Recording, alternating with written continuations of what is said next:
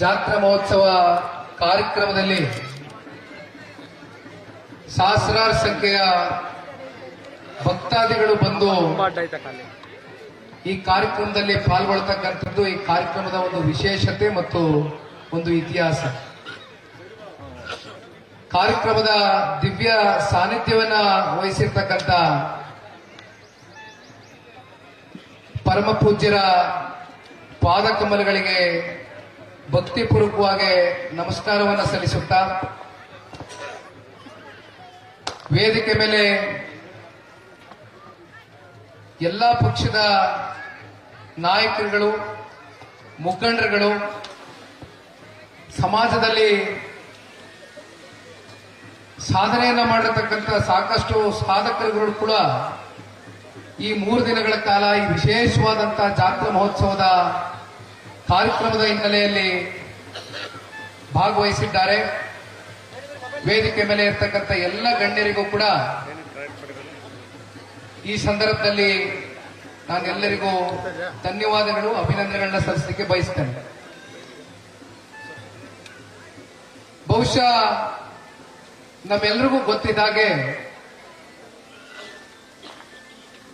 ಹಿಂದೂ ಧರ್ಮದ ಸಂಸ್ಕೃತಿ ಜಾತ್ರಾ ಮಹೋತ್ಸವ ಕಾರ್ಯಕ್ರಮಗಳು ನಿರಂತರವಾಗಿ ರಾಜ್ಯದ ಎಲ್ಲೆಡೆ, ದೇಶದ ಎಲ್ಲೆಡೆ ನಮ್ಮ ಸಂಪ್ರದಾಯವನ್ನ ಕಾಪಾಡಿಕೊಳ್ತಕ್ಕಂಥದ್ದು. ವಿಶೇಷವಾಗಿ ನಮ್ಮ ಪೂರ್ವಜರು ನಮಗೆ ಆಸ್ತಿ ಅಂತಕ್ಕಂಥದ್ದು ಏನಾದ್ರೂ ಬಿಟ್ಟು ಹೋಗಿದ್ರೆ ಬಹುಶಃ ಅದು ನಮ್ಮ ಸಂಪ್ರದಾಯ, ನಮ್ಮ ಧರ್ಮವನ್ನ ಎತ್ತಿಡಿತಕ್ಕಂಥ ಇಂಥ ಕಾರ್ಯಕ್ರಮಗಳು ನಿಜಕ್ಕೂ ಕೂಡ ಅತ್ಯಂತ ಶ್ಲಾಘನೀಯ ಅಂತಕ್ಕಂಥದ್ದು ಈ ಸಂದರ್ಭದಲ್ಲಿ ನಾವೆಲ್ಲರೂ ಕೂಡ ಭಾವಿಸಬೇಕಾಗ್ತದೆ. ಈಗಾಗಲೇ ಸಾಕಷ್ಟು ಹೋಮಗಳು ಕೂಡ ನಿರಂತರವಾಗಿ ನಡ್ಕೊಂಡು ಬರ್ತಾ ಇದೆ. ಬಹುಶಃ ಹೋಮದ ಪಾವಿತ್ರ್ಯತೆ ಎಷ್ಟಿದೆ ಅಂದ್ರೆ, ಸಮಾಜದ ಕೊಳಕನ್ನ ತೆಗಿತಕ್ಕಂಥದ್ದಕ್ಕೆ ಇವತ್ತು ಹೋಮ ಹವನಗಳು ನಿರಂತರವಾಗಿ ತಾವೆಲ್ಲರೂ ಏನ್ ಮಾಡ್ತೀರಿ. ಇವತ್ತು ಈ ಜಾತ್ರಾ ಮಹೋತ್ಸವದ ಹೋಮ ಹವನ ತಾವು ಮಾಡಿರ್ತಕ್ಕಂಥದ್ದು ಇದು ಕೇವಲ ಒಂದು ಗ್ರಾಮಕ್ಕಾಗ್ಲಿ ಅಥವಾ ನೊಣವನಕೆರೆ ಹೋಬಳಿಗಾಗ್ಲಿ ಅಥವಾ ತಿಪಟೂರು ವಿಧಾನಸಭಾ ಕ್ಷೇತ್ರಕ್ಕಾಗ್ಲಿ ಅಥವಾ ತುರುವೇಕೆರೆ ಕ್ಷೇತ್ರಕ್ಕೆ, ತುಮಕೂರು ಜಿಲ್ಲೆಗೆ ಸೀಮಿತವಾಗಿರ್ತಕ್ಕಂಥದ್ದಲ್ಲ. ಇದು ಇಡೀ ರಾಜ್ಯದ, ವಿಶೇಷವಾಗಿ ನಮಗೆ ಅನ್ನ ಆಗ್ತಕ್ಕಂಥ ಅನ್ನದಾತ, ಆ ರೈತಾಪಿ ವರ್ಗದ ರೈತನ ಬಾಳು ಹಸಿನ ಆಗ್ಲಿ ಅಂತಕ್ಕಂಥ ಒಂದು ಉದ್ದೇಶದಿಂದ ಇಡೀ ರಾಜ್ಯಕ್ಕೆ ಮತ್ತೆ ದೇಶಕ್ಕೆ ಒಳಿತನ್ನ ಆ ಭಗವಂತ ನೀಡ್ಲಿ ಅಂತಕ್ಕಂಥ ಒಂದು ಒಳ್ಳೆಯ ಮನಸ್ಸಿನಿಂದ ಆಗ್ತಕ್ಕಂಥ ಈ ಹೋಮ ಹವನದಲ್ಲಿ ನಾವು ಭಾಗಿಯಾಗಿರ್ತಕ್ಕಂಥದ್ದು. ವಿಶೇಷವಾಗಿ ಇಂದಿನ ಈ ಐತಿಹಾಸಿಕವಾದಂಥ ಕ್ಷಣ, ಈ ಕಾರ್ಯಕ್ರಮದಲ್ಲಿ ನನಗೂ ಕೂಡ ಆಹ್ವಾನವನ್ನ ಕೊಟ್ಟು ನಿಮ್ಮೆಲ್ಲರನ್ನೂ ಕೂಡ ಕಾಣತಕ್ಕಂಥದ್ದಕ್ಕೆ ಆ ಭಗವಂತ ದಯಪಾಲಿಸಿರ್ತಕ್ಕಂಥದ್ದು ಬಹುಶಃ ನನಗೂ ಕೂಡ ವೈಯಕ್ತಿಕವಾಗಿ ಅತ್ಯಂತ ಸಂತೋಷ ತಂದುಕೊಟ್ಟಿದೆ ಅಂತಕ್ಕಂಥದ್ದನ್ನ ಈ ಸಂದರ್ಭದಲ್ಲಿ ನಾನು ಭಾವಿಸ್ತೇನೆ. ವಿಶೇಷವಾಗಿ ಮುಂದಿನ ನಮ್ಮ ಪೀಳಿಗೆಯ, ನಮ್ಮ ಸಂಪ್ರದಾಯ, ನಮ್ಮ ಸಂಸ್ಕೃತಿಯನ್ನ ಉಳಿಸ್ಕೊಂಡು ಹೋಗ್ತಕ್ಕಂಥ ಒಂದು ದೃಷ್ಟಿಯಿಂದ ನಮ್ಮ ಪೂರ್ವಜರು ನಮಗೆ ಏನು ಒಂದು ದಾರಿ ದೀಪವನ್ನ ತೋರಿಸಿದ್ದಾರೆ, ಒಂದು ದಾರಿಯನ್ನ, ಒಂದು ಮೇಲ್ಪಂಕ್ತಿಯನ್ನ ಹಾಕೊಟ್ಟಿದ್ದಾರೆ.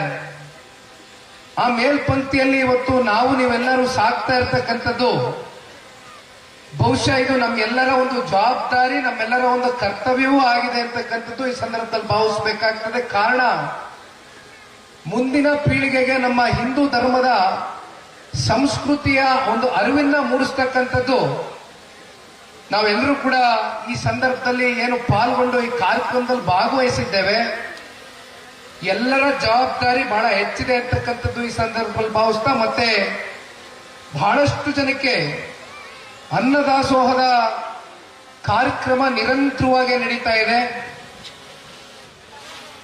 ಬಹುಶಃ ಈ ಅನ್ನದಾಸೋಹದ ಕಾರ್ಯಕ್ರಮದ ಒಂದು ವಿಶೇಷತೆ ಏನಪ್ಪಾ ಅಂದ್ರೆ, ನಮ್ಮ ಸಮಾಜದಲ್ಲಿ ಇರ್ತಕ್ಕಂಥ ಯಾವುದೇ ಜಾತಿ, ಧರ್ಮ, ಈ ರೀತಿ ಭಿನ್ನಾಭಿಪ್ರಾಯಗಳಿಲ್ದಿರ ಕೇವಲ ಅದು ಹೊಟ್ಟೆಯನ್ನ ತುಂಬಿಸ್ಕೊಳ್ತಕ್ಕಂಥ ಅನ್ನದಾಸೋಹದ ಕಾರ್ಯಕ್ರಮ ಅಷ್ಟೇ ಅಲ್ಲ, ಆದರೆ ಮನಸ್ಸುಗಳ ಒಂದು ಸಮ್ಮಿಲನ. ಎಲ್ಲರೂ ಕೂಡ ಇವತ್ತು ಜಾತಿ ಭೇದವನ್ನ ಮರೆತು ಜೊತೆಯಲ್ಲಿ ಕೂತು ಪ್ರಸಾದವನ್ನ ಸವಿಸ್ತಕ್ಕಂಥ ಒಂದು ಉತ್ತಮವಾದಂತ ಒಂದು ಅವಕಾಶ ಇವತ್ತು ಈ ಒಂದು ಜಾತ್ರಾ ಮಹೋತ್ಸವದ ಕಾರ್ಯಕ್ರಮದಲ್ಲಿ ನಾವೆಲ್ಲರೂ ಕೂಡ ಕಾಣಬಹುದು. ಬಹುಶಃ